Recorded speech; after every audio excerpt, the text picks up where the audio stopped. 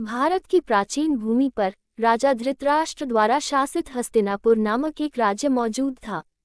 उनके पुत्र कौरव चालाक दुर्योधन के नेतृत्व में सैकड़ों की संख्या में थे, जबकि उनके छोटे भाई पांडु के 5 पुत्र थे जिन्हें पांडव के नाम से जाना जाता था। सबसे बड़े पांडव युधिष्ठिर अपनी धार्मिकता और बुद्धिमत्ता के लिए जाने जाते थे। कौरवों और पांडवों के बीच दुश्मनी बढ़ गई क्योंकि दुर्योधन की ईर्ष्या और सत्ता के लालच ने पांडवों को नुकसान पहुंचाने के कई प्रयास किए। निर्णायक मोड़ तब आया जब दुर्योधन ने पांडवों को पासे के खेल के लिए चुनौती दी, जिसके परिणामस्वरूप अंततः उन्हें 13 वर्षों के लिए निर्वासन करना पड़ा। अपने निर्वासन के दौरान पांडवों को कई परीक्षणों और कष्टों का सामना करना पड़ा, लेकिन उन्हें सहयोगी और ज्ञान भी प्राप्त हुआ जो आने वाले महान युद्ध में उनकी सहायता करेगा। कौरवों द्वारा पांडवों का राज्य शांतिपूर्वक लौटाने से इनकार करने के कारण महान कुरुक्षेत्र युद्ध हुआ। भगवान कृष्ण के नेतृत्व में पांडवों ने कुरुक्षेत्र के महाकाव्य युद्ध में कौरवों के खिलाफ बहादुरी से लड़ाई लड़ी।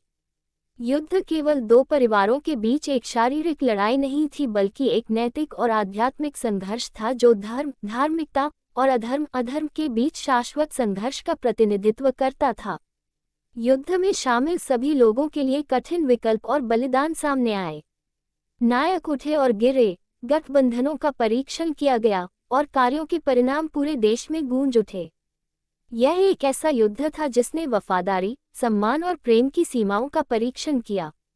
अंतिम युद्ध में महान योद्धा अर्जुन को आंतरिक उथल-पुथल का सामना करना पड़ा क्योंकि वह विरोधी पक्ष में खड़े अपने ही परिवार के सदस्यों से लड़ने में झिझक रहे थे।